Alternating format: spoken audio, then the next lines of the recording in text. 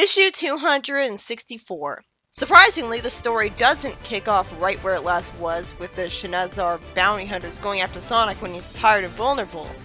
Instead, he's approached by some people in the hills of South Island who actually claim to be Sonic supporters. Sonic's told that Flying Battery Zone was spotted last night, and some of the children here were kidnapped. Wait, didn't Sonic crash that place into Eggman's base? Guess he built a new one. Sonic, heartwarmingly happy at it being just like old times when he was respected, shows confidence that he can save the 7 children, as I wonder if he's intentionally being led into a trap by people who want him dead because plot twists. I mean, this seems too good to be true. Sonic explains to the audience that Eggman used to bundle people into egg capsules and load them onto his fleet of ships, either to serve as airborne power stations or convoys to its Badnik plants. Sonic has some charming dialogue with Eggman where he says with a smile that Eggman missed him, and then Eggman reveals that the Detonik comes with a modification. The energy conversion process is highly unstable, and should it incur too much damage, it'll self-destruct, killing the children trapped inside. I can imagine that wouldn't be good for Sonic's reputation. Then Sonic, just now, is snuck up on by the Shinazar bounty hunters, who were too stupid to attack him when he was tired and had bags under his eyes. As I wonder how the hell they survived, and I'm not immediately given an explanation because fuck effort, the stone guy doesn't want to risk hurting children since apparently he has some. Why isn't he with them then? Did he get a divorce? And he threatens one of his allies into not hurting Sonic, getting the response that he hasn't killed anything since their boss uncursed him. So how were they uncursed again? Who is their boss? The stone guy says that he'll only capture Sonic after the children are safe. It turns out the machines wouldn't be able to detect Prank's genies, and Prank is annoyed at having to save lives, saying that he won't be able to sleep tonight. The genie is used to rescue the kids from the Badniks, and Sonic cleverly reveals that if that flying battery reaches another village, it'll gobble up more kids. So he tells the stone guy to throw him at it as hard as he can, destroying it. The story ends with the bounty hunters being celebrated without Sonic around, even though the village has people who support Sonic. But I guess at this point, Sonic's too reluctant to be around people with his bad reputation, and would be too nervous to be there even with being told they support him. That's the only explanation I can think of. In the next story, at the Metropolis Tech District Department, Espio complains about having to break and enter to find the person in charge of Fake Shadow. He even calls Vector morally dubious. You're one to talk, Espio. Though I don't hate the chaotics in the continuation like I do in the rest of Fleetway. They really toned down the Charmy abuse. Espio finds some kid stuff with what looks like a Tails doll in the room. And Vector says there's a generator and a lot of live sentient cables on the floor using up a lot of juice. Then we see Fake Shadow planning to liberate a whole sector of cyberspace from Eggman's propaganda robot. Espio tells Vector that he's found the owner of Shadow and she's just a little girl. It turns out the girl, Iggy, that's a boy's name, knows all about Vector. She says that Shadow was just a fuzzy ball of energy when she found him. She caught a glimpse of the real Shadow when she hacked the egg carrier, and she created the patch that made this one look identical, and she says that Shadow too gets whatever most benefits him at the time. I guess if Shadow's really gone, replaced with a doppelganger as a hero, that would be a creative way to redeem him indirectly, because there's no getting forgiveness for the Shadow who destroyed the Special Zone. Espio says that the reason Shadow is so unlikable is because he was created by a teenage girl, stereotyping her just because she happens to like the anti-hero archetype. Vector warns Iggy that giving moral ambiguity to such a powerful being like Shadow could be a terrible mistake. We see this just as we see Eggman's head telling Shadow that he could free him from this prison forever. Iggy says that Shadow's the most complex program on Mobius, so she somehow wouldn't be able to change his code without a complete rewrite. Vector tells her that doing that could actually win the war because satellites, GPS, and zone communications are all reliant on Eggman's digital domain. Iggy says that all they have to do is get Shadow on their side, which is possible by making him an offer he can't refuse, just as we see Shadow listening to Eggman with a bomb planted near him. Eggman says that his first thought for Shadow's release would be a Metalux with his being loaded into the cell chip. Shadow must be pretty naive if he'd ever think Eggman would allow him to keep his free will and rebelliousness. Eggman also says that he has contractors in another dimension who can make him an android body. Then Shadow says that destroying the terminal made the Doctor's avatar disconnect from the server, and he admits that Eggman made a good play indeed. Iggy says excitedly that she can make Shadow to the new Sonic, and Vector, naturally worried since Shadow is responsible for Universide, which is such a bizarre word to type out, tells Kintobor that because he's the only one of them who physically met Shadow, it's his call. Or is he talking to Iggy? I mean, when she met Shadow, he was just a ball of light. That's not physical.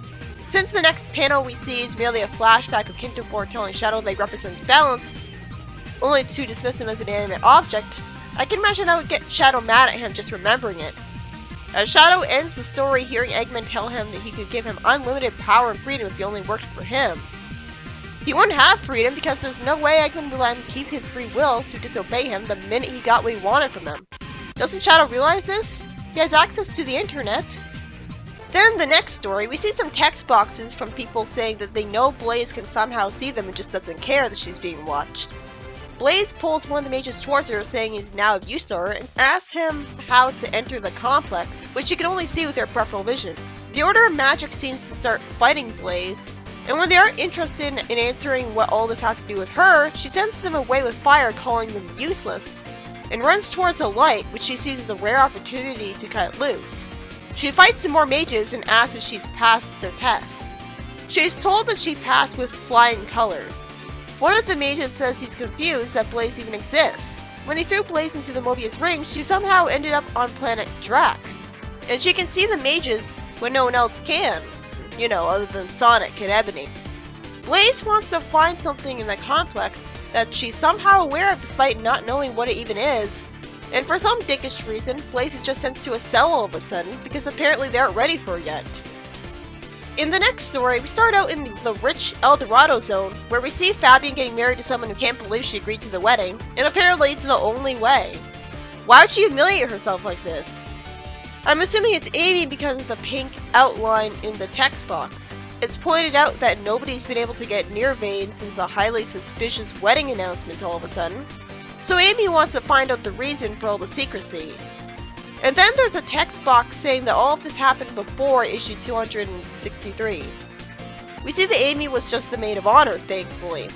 In The Bride, it's a Spider-Mobian who plans to crush anyone who stands in the way of her happy day. She even tells Fabian to never sing at all once they're married. This is pretty suspicious. Fabian doesn't even seem to like her. Why did he ever agree to this? Even he could do better. Amy accuses the Spider of working for the Mafia and being a Black Widow. And then the bride reveals herself to be a robot that Eggman created to get rid of Fabian. That's creative. Surprisingly, she reveals herself to actually love Fabian, which is even more creative. And she scares everyone at the wedding away. How does she love Fabian if she still hates his singing, when the whole reason she does is because Eggman filtered too well? She grabs Amy, accusing her of wanting Fabian for herself, and Amy snarks that Sonic's gonna have a field day with this. Then Fabian starts singing a love song, causing the robot to start crying, only to inexplicably blow up because Deus Ex Machina. The story ends with Fabian being genuinely upset because he didn't care that she was a machine, and wanted to set a trend of robot girlfriends. Even though she clearly went psycho. Where's the logic in this story? He must be really desperate. The first story was by Stephen Davis, and I guess it retcons the Shenazar bounty hunters fighting Sonic really tired since that'd be too easy for them. Wrote himself into a corner there.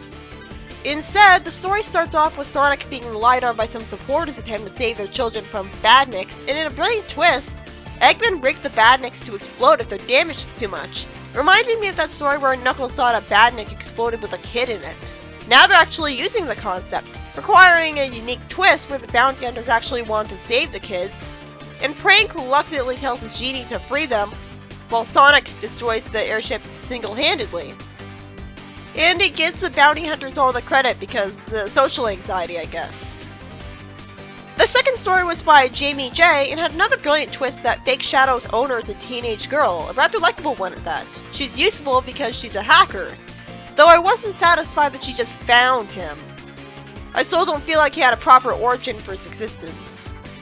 And it ends with Eggman making him an offer that he can be free of cyberspace if he works for him. See, this is a good compelling reason for Shadow to work for Eggman, not just Eggman and both having a grudge against Gunn. That didn't require them to work together.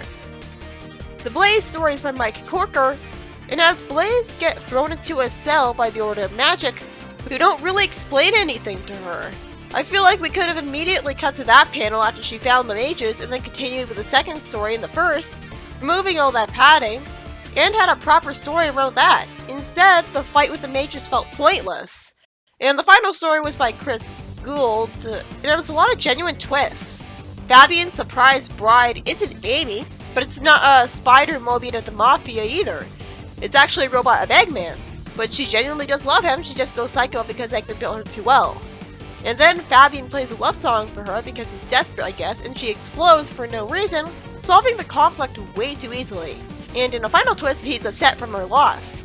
This is how you write plot twists. I didn't predict all of them right from the start, like most of the twists in the original Fleetway, because the dialogue didn't give them away immediately. Still though, it seems illogical.